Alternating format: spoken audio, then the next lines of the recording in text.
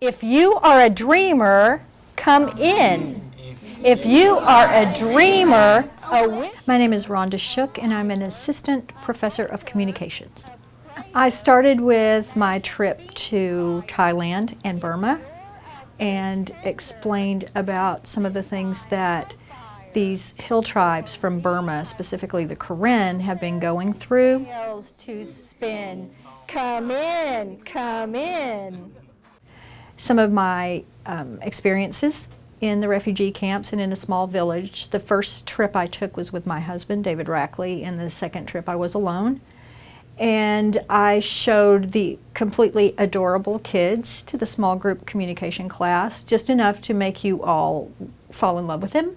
And then I sort of sprang it on you that we would be their new literacy program. Before Dr. Shook took on the literacy program at Pyron Elementary, she first traveled abroad to Burma as a news correspondent. Originally, we were supposed to be doing journalistic work. I'm a writer, my husband's a photographer, and that's how we were asked to come there. But shortly before we arrived, the people running the refugee camps decided to shut down all journalistic activity. So if you tried to do journalism in the camp and you had your cameras out, they would basically shoot you in the face and you'd never be seen again.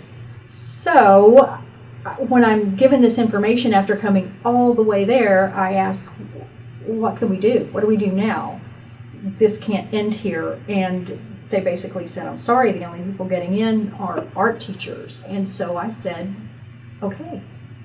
And they said, you teach art? And I didn't ever lie to them. I just said, I have a PhD.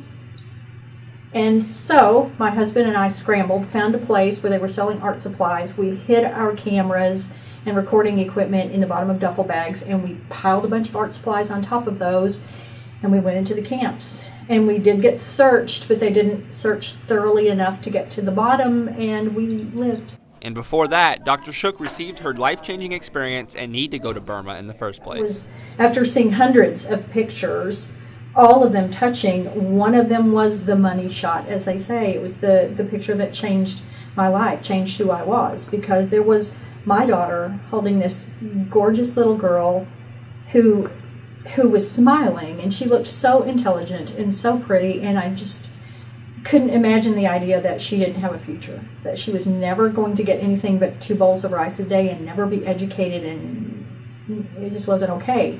So that's the thing that changed the path of my life. That's where I started doing the research and making plans and finding a way, any way, to get there. And when I finally decided that I needed to go, I was told that they needed a journalist to get into the refugee camp and tell the story.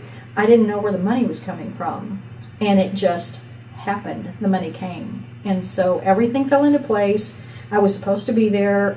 And now I'm back in Clarksville, and I have Karen people here. Clarksville is my hometown, and as a matter of fact, I did my undergrad here at University of the Ozarks, and I wanted to come back. And when I found out that there were Karen people in Clarksville too, it just seemed like, okay, that's the way the circle has to happen. And so I came here and, again, started doing some research and found out that there was no literacy program in place for these Karen people. Tyson has brought them in. They've been generous enough to give them jobs at Tyson Chicken.